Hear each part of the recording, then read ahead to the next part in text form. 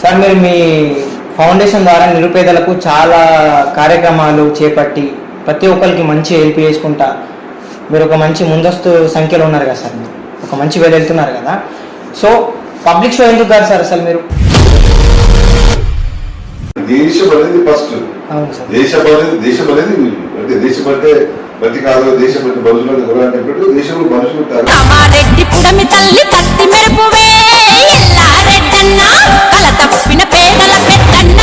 Sir అయితే ఇప్పుడు ఎన్ని పార్టీలు ఉన్నాయి కదా సార్ మన దగ్గర, అయితే బీజేపీని ఎన్నుకోవడానికి గల కారణం ఏంటి సార్? మళ్ళీ అసలు ఈ రాజకీయ రంగ ప్రవేశం ఎందుకు చేయాలనిపించింది? సేఫ్ బోర్డు లో గేమ్ ఆడి ఎప్పుడు గేమ్ అయిపోవాలంటే అయితే ఎదుటి పడిపోవాలి, అంటే గేమ్ అయిపోతుంది. కాబట్టి మధ్య కొన్ని సంఘటనలు ఆధారంగా చూసుకుంటే ముత్యాలమ్మ విగ్రహ ధ్వంసం కావచ్చు, కానీ తిరుపతి లడ్డు కల్తీలో సంఘటనలు మనం ఏ విధంగా చూసుకోవచ్చు? సరే ఇప్పుడు ఏ పార్టీ గెలుస్తుంది, ఆ పార్టీలో పోతే మనం టికెట్ తీసుకోవచ్చు, ఆ పార్టీలో పోతే పదవి రావచ్చు, దాకా అవసరం లేదు. నేను వచ్చింది ఒక ఆశయం. సార్ ఇన్ని రోజుల్లో ఈ తెలంగాణ కాంగ్రెస్ పాలనపై మీ అభిప్రాయం ఏంటి సార్? సార్ అయితే ఈ దేశంలో ఉంటూ ఈ దేశం కిందే తింటూ శత్రు దేశాలకు పనిచేస్తున్నటువంటి వ్యతిరేక శక్తులపై మీ అభిప్రాయం? గెలుపు ఓటమి పక్కన పడేస్తే నా సమాజ సేవ ఇంకా ఉద్యోగం చేద్దామని నేను బతుకున్న వరకు ఈ సేవ కంటిన్యూ చేస్తాను. హైదరాబాద్ పార్లమెంట్ లో టికెట్ రాకపోవడం అనేది కొద్దిగా బాధాకర విషయం అని చెప్పేసి తెలిసింది. మీ జనరేషన్ లో యూత్ ఒక లెక్క ఉంది, ఇప్పుడు ఒక లెక్క ఉంది, అంటే ఇప్పుడు ఎట్లుంటే బాగుంటుంది? ఇండియాలో వేసే పాలిటిక్స్ ఇక్కడ వరకే తెలుసు, కానీ మీరు జపాన్ వరకు పాలిటిక్స్ కూడా చూసి వచ్చే కదా సార్.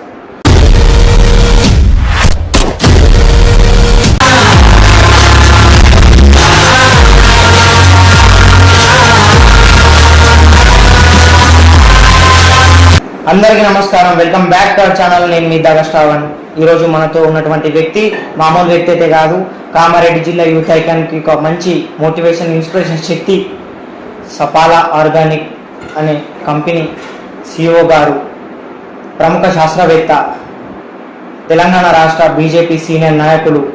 మనం చేసే పనిలో మంచి కనబడాలి కానీ మంచి కనబడాల్సిన అవసరం లేదనే ఒక మంచి వ్యక్తిత్వం ఉన్నటువంటి వ్యక్తితో ఈరోజు మనమైతే ముక్కుసూటి ప్రశ్నలతో ముఖాముఖిలో అయితే ఉన్నాం. షార్ట్కట్లో చెప్పాలనుకుంటే సార్ గురించి ఎంత చెప్పినా తక్కువనే, అసలు ఇటువంటి ఇంటర్వ్యూలు ఎన్ని పెట్టుకున్నా కూడా తక్కువనే. కానీ ఒక వర్డ్లో చెప్పుకోవాలనుకుంటే కర్ణునికి కజిన్ బ్రదర్ లాంటి వ్యక్తి. ఎందుకంటే సారు ఐడి ఎల్లారెడ్డి అనే స్వచ్ఛంద సంస్థ ద్వారా ఎన్నో కార్యక్రమాలు, సేవా కార్యక్రమాలు, తదితర కార్యక్రమాలు చేశారు. కుట్టు మిషన్ల పంపిణీ కానీ, స్కూళ్ళ బెంచెస్ కానీ, గుడిలకు చాలా డొనేషన్స్ అయితే ఇవ్వడం అయితే జరిగింది. సో నేను చెప్పడం కాదు, సో మనతో ఉన్నటువంటి వ్యక్తి ఎవరు ఆల్మోస్ట్ మీకు కూడా అర్థం కావచ్చు. తన పేరు చరిత్ర మర్చిపోదు. మన గౌరవనీయులు ఐడి ఎల్లారెడ్డి గారు. సార్ నమస్కారం సార్. సార్ అంతా మంచిగా sir? Sir first of all మేము ఇంటర్వ్యూకు ఇన్వైట్ చేయగానే వచ్చినందుకు థ్యాంక్ యూ సార్. సార్ అయితే ఇంత సేవా కార్యక్రమాలు ఇంత మంచిగా చేస్తారు సార్. ఇంత ఉండడానికి గల కారణం ఏంటి సార్? అసలు సేవా కార్యక్రమాలు అంటే ఇప్పుడు చిన్నప్పటి నుంచి ఇలాంటి సమాజంలో పుట్టినాము. చిన్న పల్లెటూరులో పుట్టి కామారెడ్డి జిల్లాలో ఈ ప్రాంతంలో ఉన్నాము. ఇక్కడ చాలా మంది చిన్న చిన్న అవసరాలు ఉన్నాయి, అన్ని గవర్నమెంట్ చేయలేదు కాబట్టి కొన్ని వ్యక్తిగతంగా సమాజ సేవకులు కూడా చేయాలి. కాబట్టి నా ధర్మం కూడా ఇక్కడే పుట్టి పెరిగిన మాతృ భూమి రుణం తీర్చుకోవాలంటే ఏదో విధంగా చేయాలి. కాబట్టి దాంట్లో రకరకాల వాటిలో ఏదైతే ప్రభుత్వం చేయలేదో, ఏదైతే ప్రజలకు చాలా అవసరమో దానిలో కొంచెం వృధాపాతి చేస్తుంది. అంతేనా సార్? అయితే ఇట్లా మీరు చేసుకుంటా పోతున్నారు కదా సార్ సేవా కార్యక్రమాలు. సో ఈ ఫస్ట్ స్టార్ట్ కావడానికంటే ముందు ఫస్ట్ మీరేంది సార్ అసలు మీ ఎక్కడి నుంచి స్టార్ట్ అయింది మీ జీవితం? అదే ఇక్కడే దేవాయపల్లి గ్రామంలో పుట్టి ఇక్కడే తాడవాయిలో 10th క్లాస్ వరకు చదువుకొని కామారెడ్డి డిగ్రీ వరకు చదివి తర్వాత ఎంఎస్సీ ఉస్మానియా చేసి పిహెచ్డి నేషనల్ కెమికల్ ల్యాబొరేటరీ చేసి తర్వాత జపాన్ అది ఆ లైఫ్ వేరు. ఇక్కడ కామారెడ్డి వరకు పోయే వరకు నాకు దేవాయపల్లి మొత్తం భూ ప్రపంచము, తాడాయ మండలమే భూ ప్రపంచము. ఒకసారి కామారెడ్డి దాటి హైదరాబాద్ పోయిన తర్వాత ప్రపంచం ఎంత దేశాల ముందు తెలిసింది. ఆ తర్వాత ఇక నా కార్యక్రమాలు కొనసాగించాం చేసి ఈ విధంగా ఇప్పుడు సేవ కార్యక్రమం. సార్ ఒక మిడిల్ క్లాస్ లో పుట్టి అసలు అంత స్థాయికి ఎదుగుతారని చెప్పేసి మీరు ఎప్పుడైనా ఎక్స్పెక్ట్ చేసిరా సార్? ఎక్స్పెక్ట్ చేయలేదు కానీ బట్ అది చెప్తున్నా కదా, మనకు ప్రపంచ జ్ఞానం తెలియనప్పుడు వరకు ఇదే ప్రపంచం అనుకుంటాం, అదే ఇల్లు తల్లిదండ్రులు పేరెంట్స్ చుట్టుపక్కల అనుకుంటాము. కానీ విశాలమైన ప్రపంచం అవకాశాలు అద్భుతంగా ఉన్నాయి తెలిసి తర్వాత మొదలు చూస్తూ మనమే కొన్ని తెలుస్తుంది అట్లా. ఎందుకంటే జనరల్గా గ్రామీణ ప్రాంతాల్లో ఉండి ఇక్కడ పెరిగిన వాళ్ళకి లోకం గురించి కొంచెం అవగాహన ఉంటుంది కాబట్టి కొద్దిగా వెనకబడుతున్నారు. కాకపోతే వాళ్ళకు ఉండే జ్ఞానము, వాళ్ళకు ఉండే శక్తి సామర్థ్యాలు చాలా అమోఘమైనవి.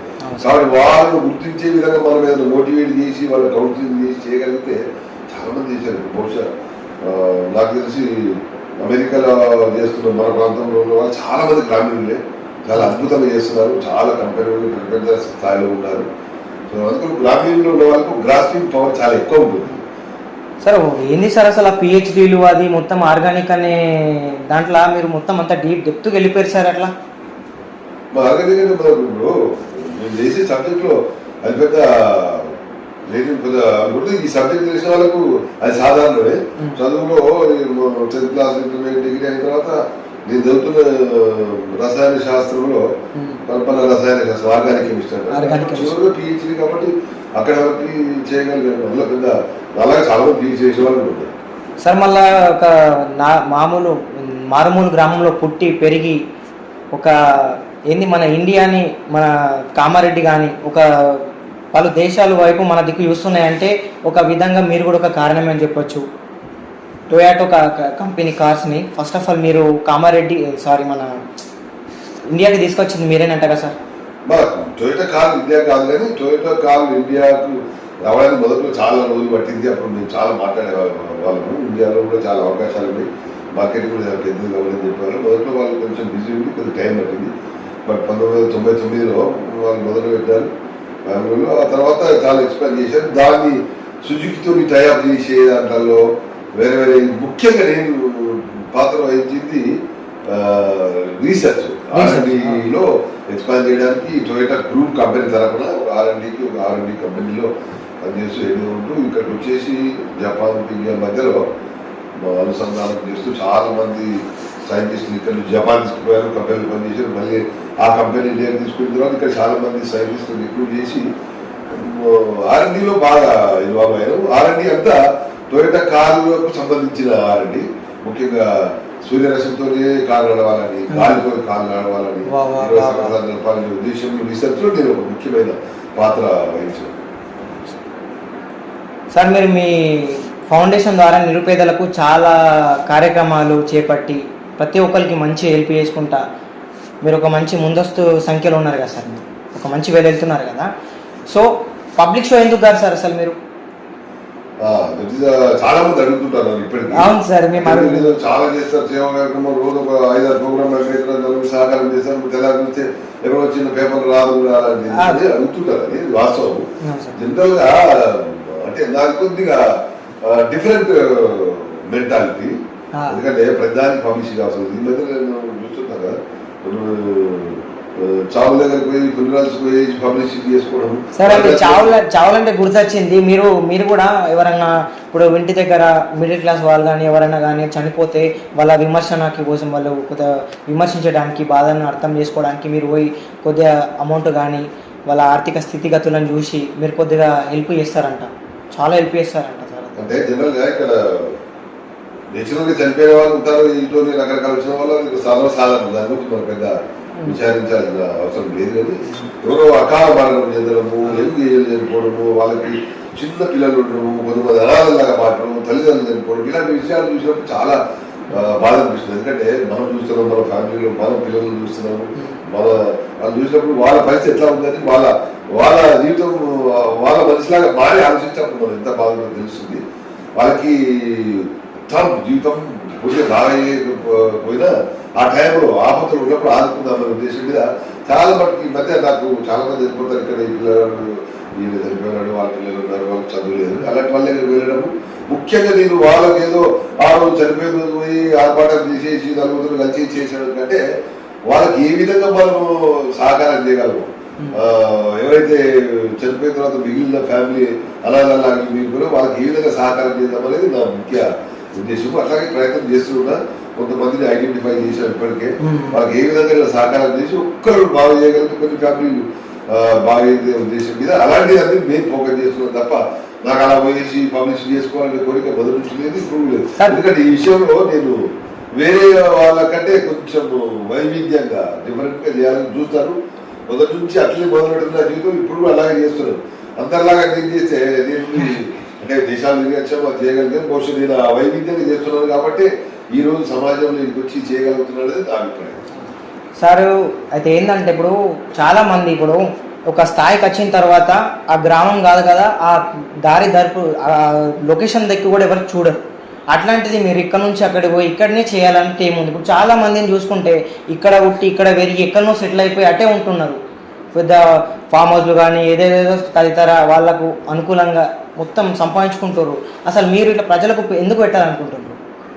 అదే ఇంతకుముందు చెప్పేదానికే అందరు చేసిన దానికి కొంచెం భిన్నంగా చేయాలనేది మొదటి నుంచి నాకు ఆలోచన ఉండేది. అలా ఇప్పుడు అందరంటే ఇక్కడ మా చదువుకున్నాము, అందరిలాగానే చదువుకున్నాము, అక్కడ వరకు అందరిలాగానే. ఇక ఆ తర్వాత అందరిలాగా చేసి అందరిలాగా ఏదో టీచర్ ఉద్యోగము ఇక్కడ చేసుకొని గవర్నమెంట్ ఉద్యోగం చేసి అక్కడ ఆగిపోయింది. మీరు కూడా గుర్తుంచుకోవాలి, నేను ఉద్యోగం సెంట్రల్ గవర్నమెంట్ ఉద్యోగం వచ్చిన తర్వాత కూడా ఉద్యోగానికి రాజీనామా చేసి మళ్ళీ తిరిగి రీసెర్చ్ చేయాలని అది విధమే. ఎందుకంటే ఎవరైనా ఏమంటారు, అరే ఎందుకంటే సెంట్రల్ గవర్నమెంట్ ఉద్యోగం వదిలిపెట్టి మళ్ళీ చదువుకుపోతారా అని ఎవరైనా అంటారు. బట్ నేను ఒక ఛాలెంజ్ తీసుకున్నాను. ఎందుకంటే రీసెర్చ్ కానీ దాని మీద ఫోకస్ చేయాలనుకున్నాను, అభిరుచి ఉంది. సో నేను దీన్ని ఒక ఛాన్స్ లా కాకుండా ఒక ఛాయిస్ లాగా సెలెక్ట్ చేసుకున్నాను రీసెర్చ్ అనేది. సో అందుకొరకే ప్రతిది ఏం చేసినా అందరిలాగా చేసి మనం కూడా అందరిలాగా ఒప్పుకుంటాం కాబట్టి అందరికంటే కొంచెం భిన్నంగా చేసి అందరికి కొంచెం ఏదైనా ఆలోచన రేగించే విధంగా చేయాలనే ఉద్దేశం మీదనే చేస్తున్నాను. అలాగే ఫామ్ హౌస్ చూశారు, చాలా మంది ఇక్కడ పెద్ద పెద్ద వాళ్ళందరూ పెద్ద పెద్ద ల్యాండ్స్ కొనుక్కొని రియల్ ఎస్టేట్ చేశారు.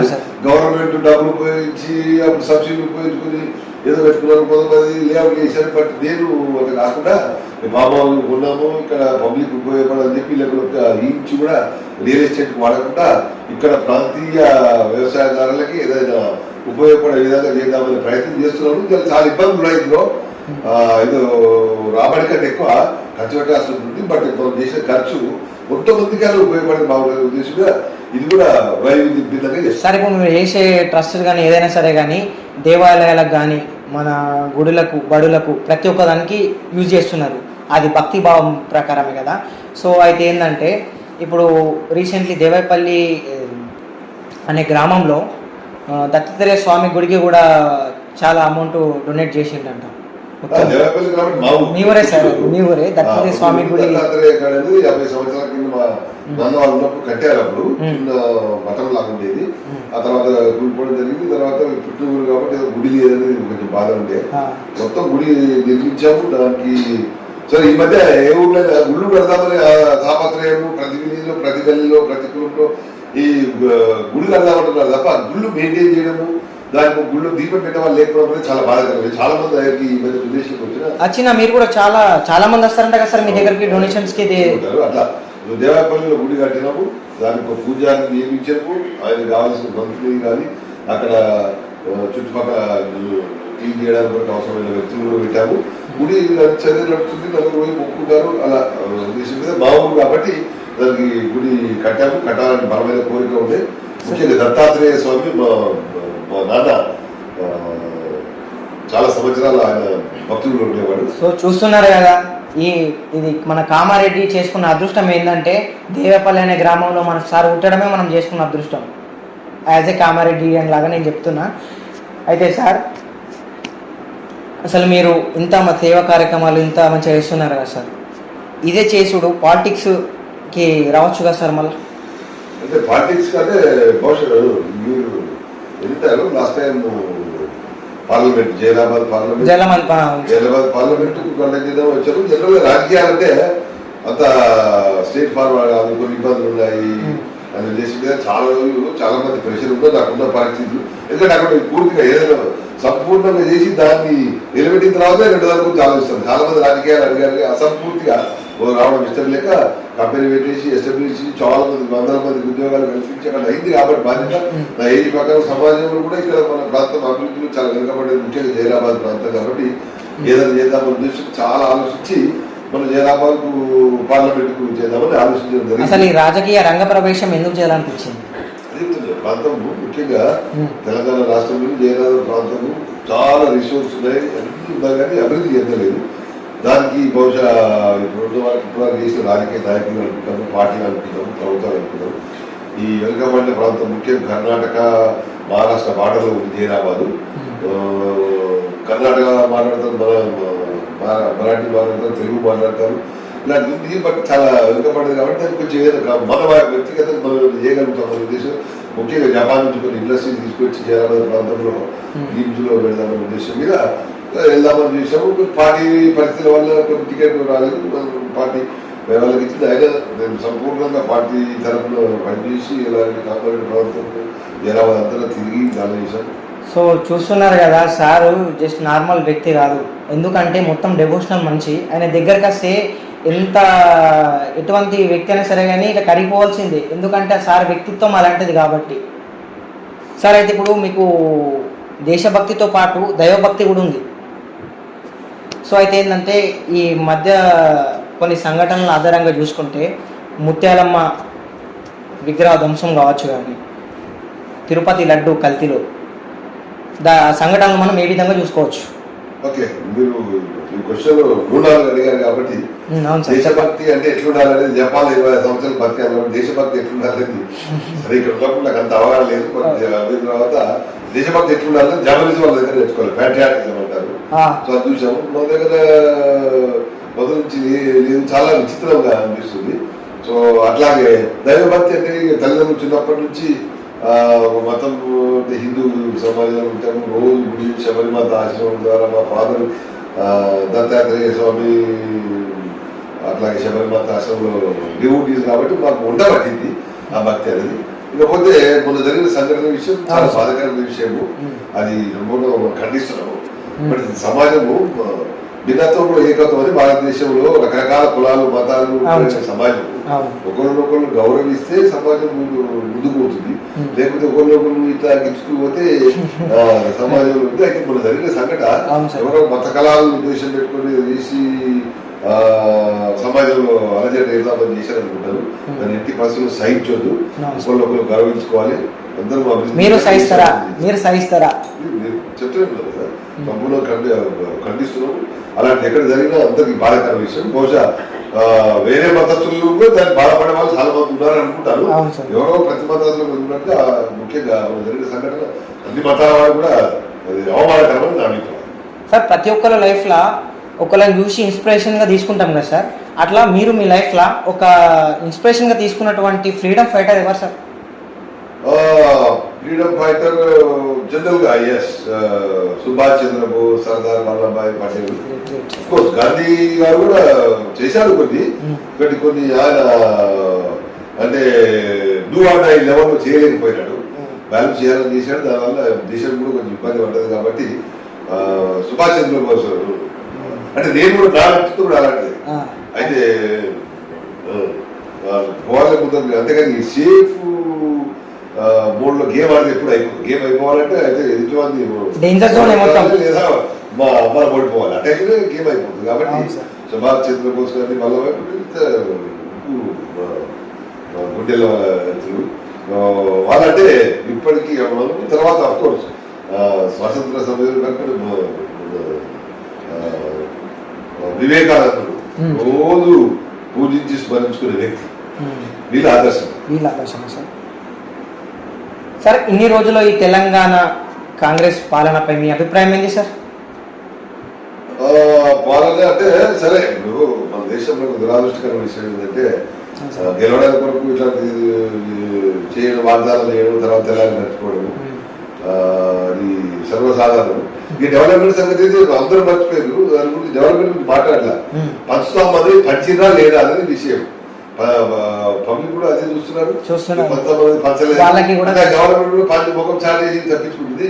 అంటే ఇక్కడ కొన్ని విషయాలు కొంచెం రాజకీయం ఈ గవర్నమెంట్ గురించి ఆలోచించాలంటే కొన్ని మాట్లాడుకోవచ్చు. ఎందుకంటే ఈ విషయాలు చాలా సంవత్సరాల నుంచి వచ్చాను కదా, మనకు నాకు క్లియర్ తెలిసి రాజకీయాలు చాలా అంటే ఎందుకో ఇప్పుడు ఎస్ అంటే నో అని, అవునంటే కాదు అనేది. అంటే ఒక రాజకీయ నాయకుడు ఎలక్షన్ లో వచ్చేసి వాగ్దానాలు ఏం చేస్తున్నారు తెల్లారి నుంచి 100% అది రివర్స్ అయిపోతుంది. ఒక గవర్నమెంట్ తీసుకున్న డిసిషన్స్ రెండో గవర్నమెంట్ నుంచి పూర్తి అది ప్రజలకు ఉపయోగపడుతుంది తెలిసినా వ్యతిరేకించడం అనేది సర్వసాధారణం అయిపోయింది.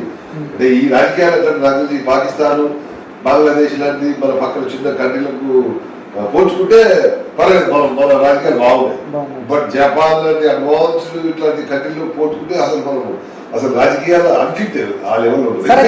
జపాన్ లో కూడా పాలిటిక్స్ చూసొచ్చిండ్రు, అక్కడే సమాజంలో ఉన్నారు. 20 సంవత్సరాలు పనిచేసేది కాబట్టి ప్రజల లీడర్స్ చేసే పద్ధతి. ఎందుకంటే అక్కడ మాట చెప్పినారంటే ఇప్పుడు జనరల్ గా రాజకీయ నాయకులు పర్యాయ పదం లాగా ఈ రోజు ఎలక్షన్ కంటే ముందు వాగ్దానాలు చేస్తే ఆ వాగ్దానాలని 100% ఇట్లా కాకపోయినా దాన్ని ఎట్లా ఇంప్లిమెంట్ చేయాలని పర్యాయ పదం. అంటే మన దగ్గర వాగ్దానం చేసినట్టు 100% అది గురిపోయారంటే అందుకు డెవలప్మెంట్ పాత్ర పెట్టేసి పబ్లిక్ అవసరం లేదు. నాకు తెలిసి ఉచితాలనేది పబ్లిక్ 5% కూడా ఉపయోగపడుతుందో లేదో తెలియదు, కానీ గవర్నమెంట్ ఫామ్ చేసుకోవడానికి ఓట్లు దండుకోవడానికి మాత్రం 95% ఉపయోగపడుతున్నాయి.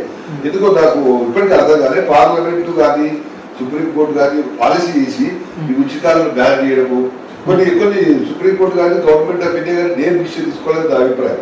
ఒకటి ఉచితాలు దాన్ని ఎవరికి ఉపయోగపడలేదు. ఏ దిశలో ఇట్లా ఉచితాలు కొన్ని వెనకబడిన వ్యవసాయ ఇలాంటి దానికి కొంచెం ఏదో సహకారం అవసరమే, నిరుద్యోగుల వృద్ధి అవసరమే, ఏజీ వాళ్ళకు పెన్షన్లు ఇవి అవసరమే. బట్ 20 పబ్లిక్ ఏ దిశ లేదు, అది బాగుపడదు కూడా. సో ఇలాంటి దాంట్లో గవర్నమెంట్ ఆఫ్ ఇండియా భారత ప్రభుత్వం నిర్ణయం తీసుకుని పాలసీ చేయాలి, దాన్ని సుప్రీంకోర్టులో సమర్థించాలి. అట్లాగే ఈ డిఫెక్షన్ బిల్ అని ఒకటి వాడు ఈ పాఠ్యక్రమంతో తెల్లారలేకపోతాడు.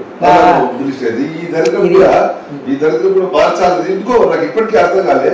సుప్రీంకోర్టు కానీ భారత ప్రభుత్వం కానీ ఏ ఇబ్బందులు తెలియదు, అది మార్చు తప్ప దేశం బాగుపడదని నా అభిప్రాయం. సార్ అయితే ఇప్పుడు ఎన్ని పార్టీలు ఉన్నాయి కదా సార్ మన దగ్గర, అయితే బీజేపీని ఎన్నుకోవడానికి గల కారణం ఏంటి సార్? మళ్ళీ బీజేపీ అంటే నేను 40 సంవత్సరాల పై చూపు విద్యార్థి పరిషత్లో కార్యకర్త ఉన్నాను. ఇప్పుడు కూడా కంటిన్యూగా ఏదో మెయిన్ ప్రోగ్రామ్ లో దీనిడే రీసెర్చ్ స్కాలర్స్ కమిటీ 24 అని జేఎన్టీలో జరిగే దాంట్లో ఏబీపీ స్టేట్ తెలంగాణ చోదక వాళ్ళ ఆర్గనైజేషన్ అంటే చీఫ్ గెస్ట్ వహించి వస్తున్నారు. పిల్లలకు రీసెర్చ్ మోటివేట్ చేయడం అంటే నిరంతరంగా జరుగుతూనే ఉంది. ఇప్పుడు సడన్గా నేను అందరిలాగా రాజకీయ నాయకులు పదవులకు వచ్చామంటేనేమో సరే ఇప్పుడు ఏ పార్టీ గెలుస్తుంది, ఆ పార్టీలో పోతే మనం టికెట్ తీసుకోవచ్చు, ఆ పార్టీలో పోతే పదవి రావచ్చు, నాకు అలాంటి అవసరం లేదు. నేను వచ్చింది ఒక ఆశయం కొరకు వచ్చిన ఆశయంలో చెప్పినట్టుగా దేశభక్తి దైవభక్తి అన్నింటికి ఆలోచిస్తే మన సమాజం గురించి ఆలోచిస్తే బహుశా బీజేపీ తప్ప వేరే మార్గమే లేదని నా అభిప్రాయం. సార్ అయితే ఈ దేశంలో ఉంటూ ఈ దేశం తింటూ శత్రు దేశాలకు పనిచేస్తున్నటువంటి వ్యతిరేక శక్తులపై మీ అభిప్రాయం?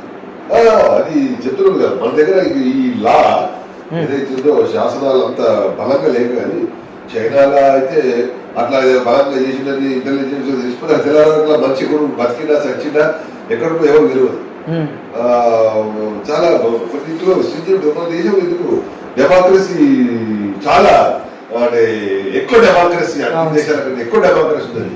అమెరికాలో కూడా ఇట్లా చేసినట్టే ఆడ దొరుకుతూ 2 గంటలు తెల్లారి పోలీసులు జరుపుకుంటారు. చైనాలో జపాన్ బయట దేశంలో కూడా దేశ వ్యతిరేక కార్యకలాపాలు పాటుపడితే వెంటనే వాళ్ళని చర్య తీసుకుంటారు. బట్ మన దాంట్లో సరే పాపన వాడు పోతాడు, దేశం గురించి మాట్లాడినా గుళ్ళ గురించి చేసిన సరే వాళ్ళ పాపాలు వాడు పోతాడు, గాలి పడిపెట్టాడు. అన్ని మతాలకు దేశం అనేది ఫస్ట్. దేశం అనేది అంటే దేశం అంటే మట్టి కాదు, దేశం అంటే మనుషులు అని చెప్పినట్టు దేశంలో మనుషులు ఉంటారు. దేశం అనేది మనుషులు అయితే దేశం కొరకు ప్రభుత్వాలు బాబు అయితే ప్రభుత్వాల ఫామ్ చేయడానికి పార్టీలు ఉంటాయి, పార్టీ చేయడానికి లీడర్స్ ఉండాలి. అది మన దగ్గర రివర్స్ అనమాట. దేశంలో దొబ్బేసానికి గవర్నమెంట్ ఫామ్ అవుతున్నాయి, గవర్నమెంట్లు కంట్రోల్ పెట్టుకుని పైన సంపాదించడానికి పార్టీలు వచ్చినాయి. ఈ పార్టీల సాటుకు పోయి దొబ్బేసి సంపాదించడం లీడర్ ఆచరణ. ఇది చాలా దరిద్రం. ఇది రివర్స్ అనమాట. యాక్చువల్ లీడర్ అంటే డెడికేట్ కావాలి పార్టీకి. పార్టీ అనేది ప్రభుత్వాలకు డెడికేట్ కావాలి. ప్రభుత్వం అనేది దేశం కొరకు, దేశం అనేది ప్రజలు. కాబట్టి అట్లా తప్ప మనది రివర్స్ అనమాట. దేశాన్ని కొలగొట్టడానికి ప్రభుత్వాలు, పార్టీలు, తర్వాత లీడర్ చూస్తున్నది బాధకరమైన విషయం అనేది నా అభిప్రాయం. సార్ మన జహీరాబాద్ పార్లమెంట్లో టికెట్ రాకపోవడం అనేది కొద్దిగా బాధాకర విషయం అని చెప్పేసి తెలిసింది. సో ఆయన ఆ విషయం తెలిసిన తర్వాత కూడా మీరు అదే పార్టీలో ఉంటారని చెప్పేసి అనడం అంటే అది పార్టీలు మారడం, పదవులు చదివడం అనే ఉద్దేశం కాదు. టికెట్ ప్రయత్నం చేశారు. పార్టీకి ఉన్న పరిస్థితుల వల్ల వాళ్ళు నిర్ణయం చేశారు. నిర్ణయాలు సంపూర్ణంగా గౌరవించి వాళ్ళకి సహకారం చేశారు. తర్వాత ఓడిపోయింది. తర్వాత పార్టీ బాధపడ్డది. ఎందుకు బాధపడ్డది? ఓడిపోయి ఒక సీట్ ఓడిపోయిన బాధపడ్డది. ఎందుకు ఓడిపోయిన నేను చెప్పడం కంటే పబ్లిక్ అంతా వాళ్ళు అడిగి చెప్తారు. మొన్న పరిస్థితుల్లో ఓడిపోవడం కారణాలు చాలా లక్ష కారణాలు ఉంటాయి. ఓడిపోయింది, దాని పార్టీ ఓడిపోయింది. బహుశా ఇప్పటికైనా పార్టీ సీరియస్ దాన్ని నిర్ణయం చేస్తున్నది నా అభిప్రాయం.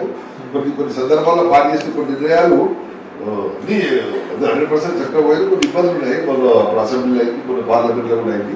మన జరిగిన నిర్ణయం మంచిదా కాదా అని పక్కన పెడితే పార్టీ మాత్రం లాస్ అయిపోయింది అనేది ఒకటి అనుమానం ఉంది. సార్ మీరు పదవిలో లేనప్పుడు ఎన్ని సేవా కార్యకలాపాలు చేస్తున్నారు కదా సార్, అదే భవిష్యత్తులో మీరు ఎమ్మెల్యేగా కానీ ఎంపీ కానీ అట్లా గెలిస్తే ఈ కార్యక్రమాలు ఇంతే కంటిన్యూ అవుతాయా, స్టాప్ అవుతాయా? పదవి వచ్చిన తర్వాత పదవి టికెట్ కూడా ప్రయత్నం చేసినప్పుడు కూడా చాలా మంది అడిగారు టికెట్ రాకపోతారని. పార్టీలు ఉంటారు, పార్టీలు ఉన్నారు. టికెట్ రాకపోయినా, మీకు ఏం పదవి రాకపోయినా, గెలవకపోయినా సేవ చేస్తారని చూస్తున్నారు. నేను అప్పుడు బాగా చేశాను. ఇప్పుడు చేస్తున్నారు కంటే ఇప్పుడు కొన్ని ఇబ్బందులు ఉన్నాయి. కానీ ఇప్పుడు చేసినప్పుడు ఉధృతంగా చేస్తారన్నారు. ఉధృతంగా సిబ్బంది నాకు ప్రతి ఒక్క వ్యాఖ్యలు అరే రేపు ఎలక్షన్ కంటే మీరు ఇట్లా తిరుగుతున్నారు, ఇట్లా పబ్లిక్ లో సేవ చేస్తున్నారంటే చెప్పాను. నేను చేస్తానని చెప్పాను. ఒక నిర్ణయం చేశాను. నేను ఏది చేసినా వైవిధ్యంగా ఉంటుంది, వైవిధ్యంగా చేయాలనేది. ఈ రోజు వచ్చి నేను డిసప్పియర్ అయ్యేది నా ఉద్దేశం కాదు. పబ్లిక్ తోనే ఉండాలనేది. నేను లీడర్స్ తోని తిరగడం కంటే పబ్లిక్ తో తిరగడం చాలా ఇష్టము. వృత్తంగా చేస్తానని చెప్పి వృత్తంగా చేస్తున్నారు, వృత్తంగా చేస్తారు. చదువుకు ఇలా ఏమాత్రం పదవి పార్టీ అనే పదవి గెలుపు ఓటమి పక్కన పడేస్తే నా సమాజ సేవ ఇంకా వృత్తంగా చేద్దామని నేను బతుకున్నంత వరకు ఈ సేవ కంటిన్యూ చేస్తాను. గుడులకు బడులకు మళ్ళా కుట్టు మిషన్లు అని చెప్పేసి చాలా మస్తు మంచి కార్యక్రమాలు చేపడుతున్నారు కదా సార్. అయితే ఇప్పుడు ఈ మధ్య కాలంలో యూత్ ఇప్పుడు ఏంటంటే ఫస్ట్ ఆఫ్ ఆల్ మీరు ఈ దేశం బాగుపడాలంటే ఫస్ట్ ఎవరు పర్ఫెక్ట్ ఉండాలి? ఇంతకుముందు మాట్లాడలేదు. దేశం బాగుపడాలంటే దేశాన్ని పాలించేటప్పుడు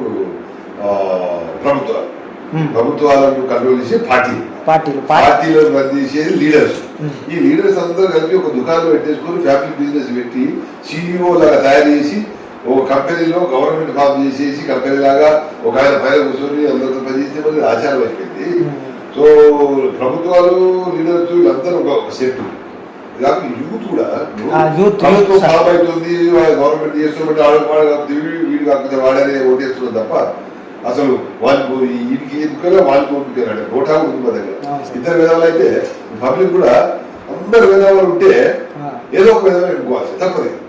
అందరు మంచి వాళ్ళు అనుకో ఉన్న ఒక మంచి ఎన్నుకున్నారు. ఉన్న వాళ్ళలో మంచి వాళ్ళలో ఇంకో మంచి వాళ్ళు ఎన్నుకోవాలని వస్తారు.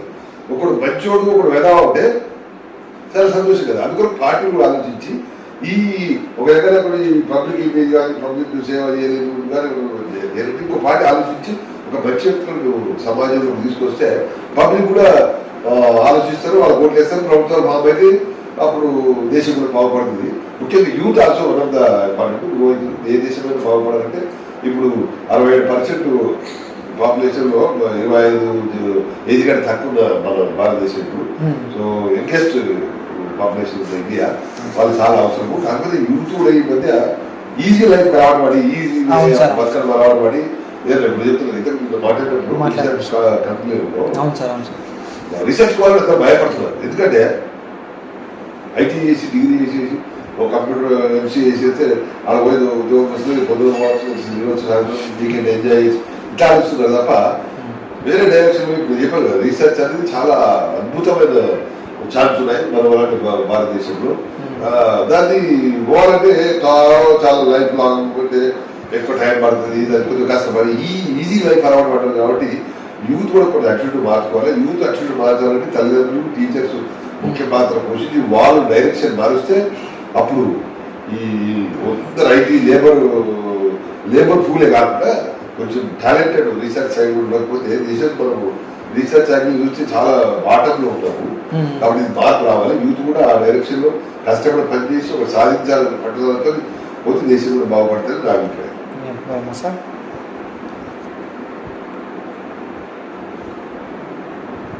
సార్ అయితే ఇప్పుడు యూత్కి మీరు ఇచ్చే ఇన్స్పైర్ది ఒక మీ 2 మాటల్లో 2 మనం చెప్పండి సార్. అంటే ఇప్పుడు ఏ విధంగా ఉండాలి యూత్? ఇప్పుడు మీరు మీ జనరేషన్లో యూత్ ఒక లెక్క ఉండే, ఇప్పుడు ఒక లెక్క ఉంది అంటే ఇప్పుడు ఎట్లుంటే బాగుంటుంది? అదే చెప్తాను కదా, ఇప్పుడు ఎట్లుంది? ఇప్పుడు యూత్ ఫస్ట్ ఇంట్లో చిన్నప్పటి నుంచే చిన్నప్పుడు ఉన్నప్పుడు తల్లిదండ్రులు గురువులు, తర్వాత స్కూల్ పోతే టీచర్లు గురువులా ఉంటారు. వాళ్ళ డైరెక్షన్ ఏమంటారు ముక్కాయి అని ఆ దశలో నేర్చి వాళ్ళు ఒక విద్యా బుద్ధులు నేర్పి సమాజం గురించి అవగాహన కల్పిస్తారు. పుస్తకాల బట్టి పెట్టడం కాకుండా సమాజం గురించి అవగాహన కల్పిస్తే బాగుంటుంది అభిప్రాయం. సార్ మీ లైఫ్ లో మీరు ఇంపార్టెన్స్ యూత్ కి చాలా ప్రిఫరెన్స్ ఎక్కువ ఇస్తారంట.